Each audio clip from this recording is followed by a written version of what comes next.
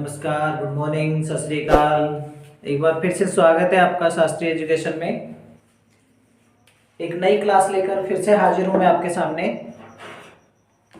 कल हमने पिछली क्लास में हमने पढ़ा था समास, जिसमें हमने अव्ययीभाव समास हम पढ़ चुके थे। अब उसके आगे हम पढ़ने वाले अव्ययीभाव समास में हमने पढ़ा था कि पहला पद जिस समास का अव्यय होता है तथा दूसरा पद संज्ञा होता है उसे अव्ययीभाव समास कहते हैं। और इसके साथ ही हमने एक चीज और पढ़ी थी, प्रत्येक समास की परिभाषा। कुछ 20 से 25 शब्दों के अंदर पूरी 6 परिभाषाओं को अपन ने एक छोटी सी सारणी बनाई थी और उस सारणी के माध्यम से हमने पूरी 6 परिभाषाएं हमने याद की थी।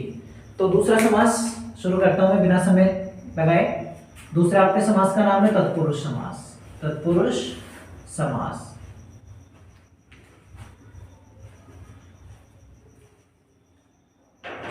तत्पुरुष समास जिसकी परिभाषा है जिस समास का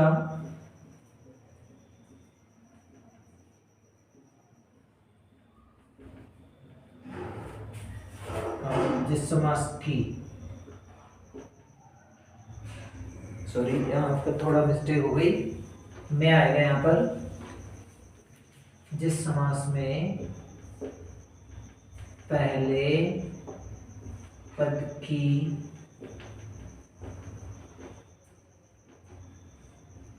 विभक्ति का लोप होता है तथा दूसरा पद प्रधान होता है, मतलब दूसरे पद की प्रधानता होती है, तो उसे क्या कहते हैं? तत्पुरुष समास कहते हैं। ये हो गया दोस्तों परिभाषा आपकी तत्पुरुष समास की। इसके उदाहरण में जैसे करके एक उदाहरण लिख लीजिए यहाँ पर आप कोई सा भी। जैसे हमने लिखा घुड़सवार, तो यहाँ पर घुड़ का मतलब घोड़ा और घोड़े पर आएगा यहाँ पे घोड़े पर सवार।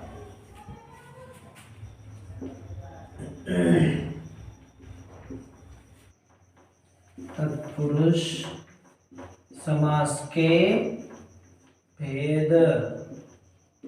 दोस्तों तत्पुरुष समास के भेद होते हैं 6। आपको मैं बता दूं, आपने कारक पढ़े होंगे कभी। कारक हिंदी में कारक होते हैं 8 प्रकार के। 8 में से जैसे मैं यहाँ पर कारकों के नाम लिख दूं पहले। कर्ता, कर्म, करण, संप्रदान, अपादान, संबंध, अधिकरण और लास्ट होता है आपका संबोधन। संबोधन। इन दोनों को छोड़ दीजिए, बाकी के जो 6 कारक बचते हैं वो 6 के 6 कारक आपके तत्पुरुष समास के भेद होते हैं। यहां से स्टार्ट कर दीजिए। मैं नंबर 1 से लिखना स्टार्ट कर देता हूं, आपको लिख देता हूं यहाँ पर। नंबर 1 कर्म तत्पुरुष समास। दूसरा है आपका करण तत्पुरुष समास। तीसरा संप्रदान। चौथा अपादान। पांचवा संबंध और छठा होता है अधिकरण तत्पुरुष समास। ये आपके 6 भेद होते हैं तत्पुरुष समास के। यहां तक आप स्क्रीनशॉट लीजिए, जल्दी से आगे बढ़ते हैं। ठीक है, मिटा देता हूं मैं इनको।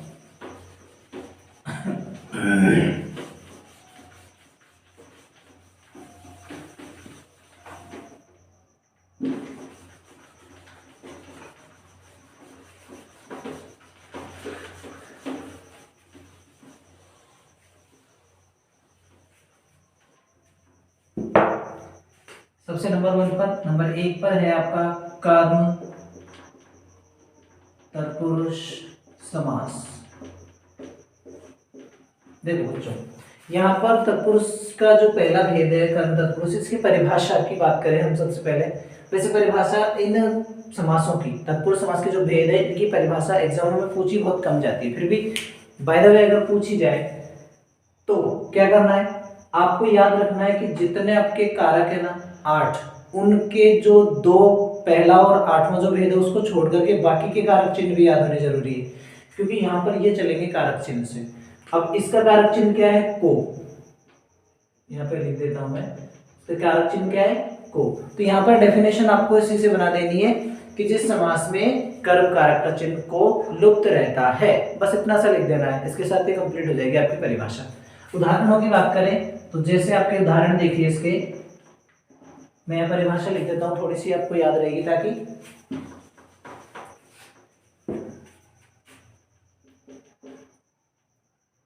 इस समास में कौन सा कारक, कर्म कारक के चिन्ह, इससे पहले एक चिन्ह भी लिखना है आपको यहाँ पर, कर्म कारक के चिन्ह को लुप्त रहता है, लुप्त रहता है।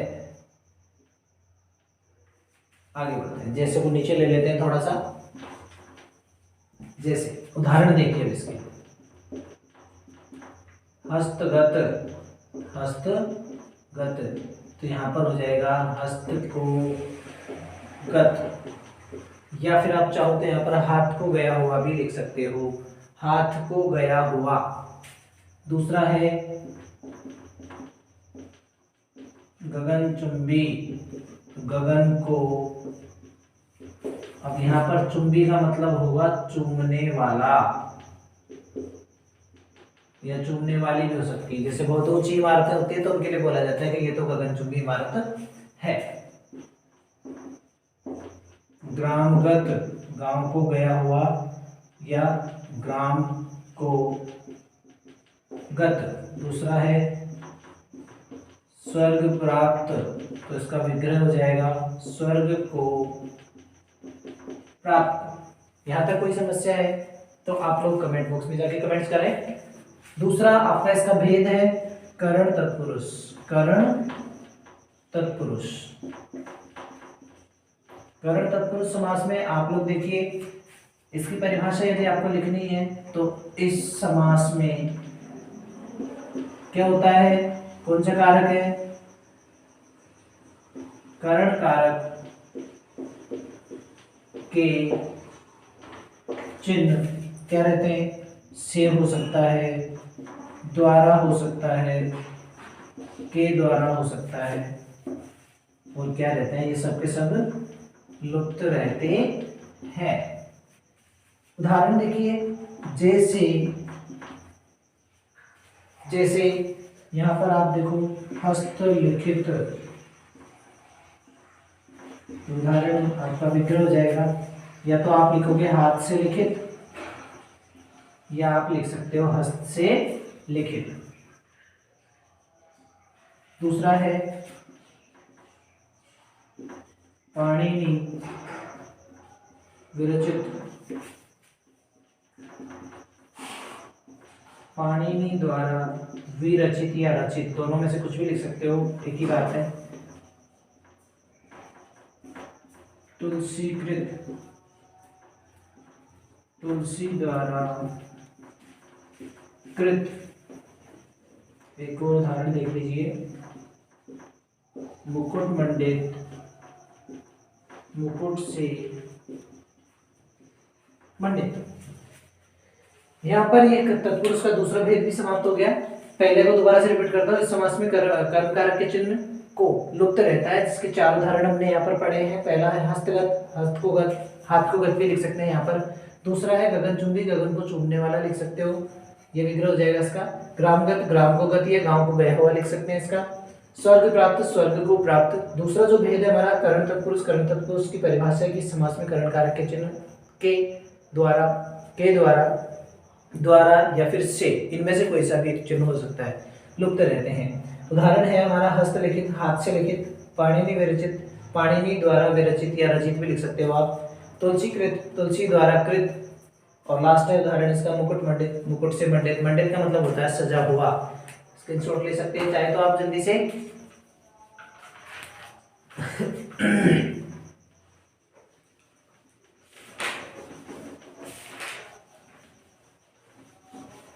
दो भेद समाप्त हो चुके हैं हमारे तत्पुरुष के, तीसरा भेद पढ़ने जा रहे हैं हम।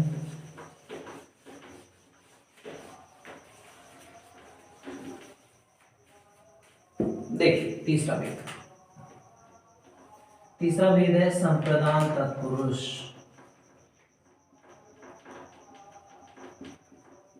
समास, परिभाषा क्या लिखोगे इसकी? इस समास में, इस समास में कौन सा कारक है? संप्रदान तत्पुरुष। सॉरी यहाँ पर संप्रदान कारक लिखना था, माफ कीजिएगा। संप्रदान कारक लिखेंगे यहाँ पर कि चिन्ह क्या रहते हैं?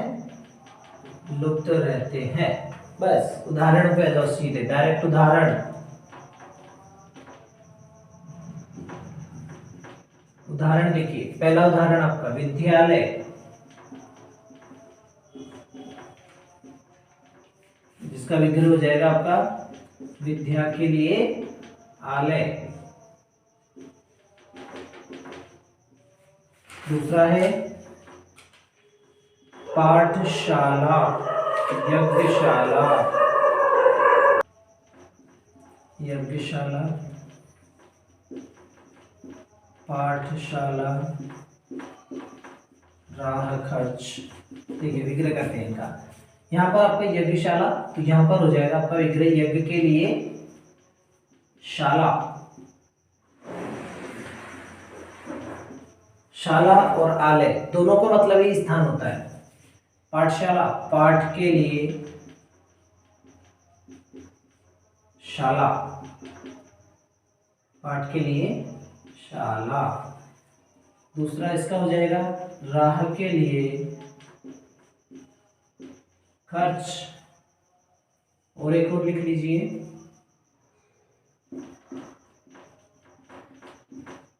सत्याग्रह, सत्य के लिए आग्रह। इस तरह से ये तीसरा भेद आपका समाप्त हो चुका है। भेद नंबर बात करेंगे हम 4 की, तो चौथा जो भेद है आपका वो है अपादान तत्पुरुष, अपादान तत्पुरुष समास, जिसकी डेफिनेशन, परिभाषा अगर आपको लिखनी है तो आप लिखोगे इस समास में कौन सा समास है? अपादान कारक के चिन्ह लुप्त रहते हैं। यहाँ पे मार्कर बदल लेता हूँ मैं थोड़ा, क्योंकि इसमें थोड़ी इंक शायद कम पड़ रही है। तो यहाँ पर इसके आ जाएंगे उदाहरण, जिसका उदाहरण है आकाश पतित। विग्रह हो जाएगा आकाश से पतित। पतित का मतलब गिरा हुआ, मतलब आकाश से अलग हो गया। दूसरा है आपका पथ भ्रष्ट, भयभीत, पद मुक्त, पद मुक्त।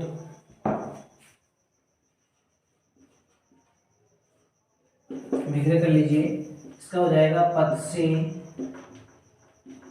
भ्रष्ट, भय से भीत और पद से मुक्त।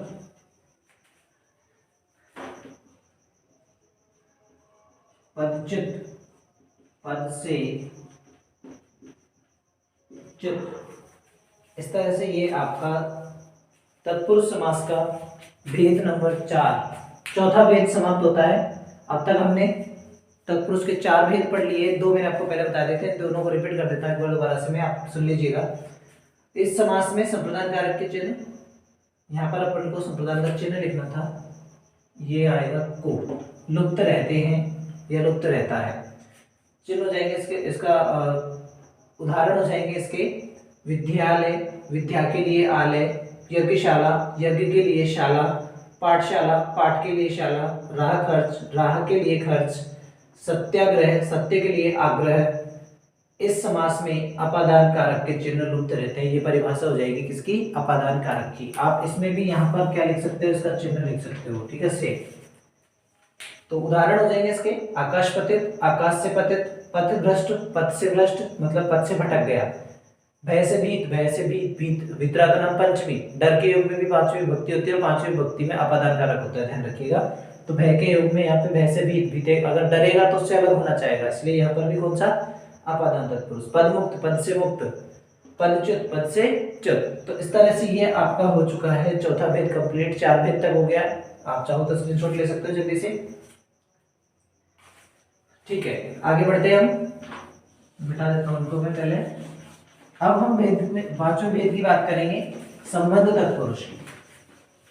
संबंध तत्पुरुष देखिए पांचवा,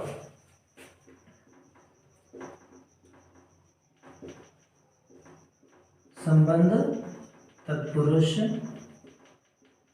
समास जिसमें आपका है, इस समास में कौन सा कारक है, संबंध कारक के चिन्ह, चिन्ह कौन कौन से हैं, का, के, की लुप्त रहते हैं। ये लीजिए डेफिनेशन कंप्लीट, परिभाषा समाप्त। छोटी सी परिभाषा है, रटने की जरूरत नहीं है, एक याद कर लो पहली वाली, बाकी कारकों के चिन्ह याद कर लो, अपने आप सारी की सारी ऑटोमेटिकली याद हो जाएगी।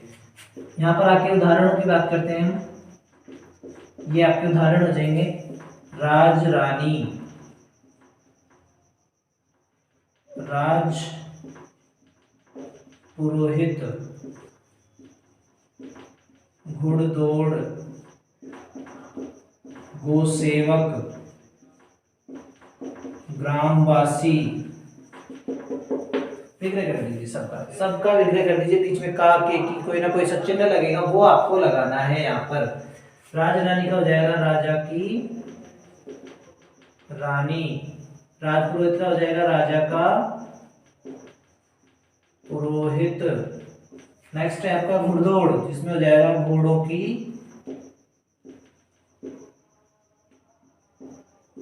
दौड़। गोसेवक, गाय का, गायों का सॉरी, गायों का सेवक। और ये हो जाएगा ग्राम के वासी। यहां तक बताइए, यानी प्रॉब्लम्स, किसी को कोई समस्याएं हो, कोई भी बात हो तो आप कमेंट बॉक्स में कमेंट करें ताकि आपकी समस्या का हल किया जा सके। छठा भेद है तत्पुरुष समास का, अधिकरण तत्पुरुष। अधिकरण तत्पुरुष समास, ये अंतिम भेद है तत्पुरुष समास का, जिसकी डेफिनेशन है, इस समास में कौन सा है, अधिकरण। अधिकरण कारक के चिन्ह, चिन्ह क्या है, एक तो मैं है, एक पर है। आप जब भी हम बोलते हैं तो मैं पे पर बोलते हैं, तो ध्यान रखिएगा यहाँ पर पे नहीं आएगा, मैं पर लुप्त रहते हैं। यहां तक कोई समस्या नहीं होगी शायद। उदाहरणों की बात करेंगे हम आगे। प्रेममग्न, जलमग्न, घुड़सवार, वनवास। देखिए अब करते हैं हम इनका समास विग्रह। सबसे पहले प्रेम मग्न लिखा है मैंने, तो यहां पर हो जाएगा प्रेम में मग्न। दूसरा उदाहरण है जलमग्न, तो जल में मग्न। तीसरा है घुड़सवार, तो इसका हो जाएगा आपके घोड़े पर सवार। और चौथा है वनवास, जिसका हो जाएगा वन में वास। एक और लिख लीजिए यहाँ पर कवि श्रेष्ठ, जिसका समास विग्रह हो जाएगा कवियों में श्रेष्ठ। अब आप स्क्रीनशॉट ले लीजिए पहले इसका, ठीक है, ले चुके होंगे स्क्रीनशॉट। तो इसी के साथ हमारा तत्पुरुष समास समाप्त हो चुका है। कल हम फिर से मिलेंगे एक नई क्लास के साथ। तब तक के लिए आप सबको अलविदा कहने से पहले एक बात हो दोस्तों, कि आप लोग किसी वीडियो को देख रहे हो तो उसको कंटिन्यू देखो, एक के बाद दूसरा, दूसरे के बाद तीसरा, इस तरह से देखो। क्योंकि अगर मैंने मान लीजिए यहाँ तक देख लिया, इसके बाद इसको नहीं देखा तो इसका छूट जाएगा। इसलिए आप सभी अपने जब भी किसी वीडियो की शुरुआत कर रहे हो, किसी भी टॉपिक को आप पढ़ना स्टार्ट कर रहे हो, तो उसको शुरू से अंत तक जरूर देखो, ठीक है। तो इसी के साथ अपने चैनल को लाइक कीजिए, सब्सक्राइब कीजिए, अन्य लोगों को, अपने फ्रेंड्स को भी शेयर कीजिए। तब तक के लिए नेक्स्ट क्लास के लिए मिलते हैं कल।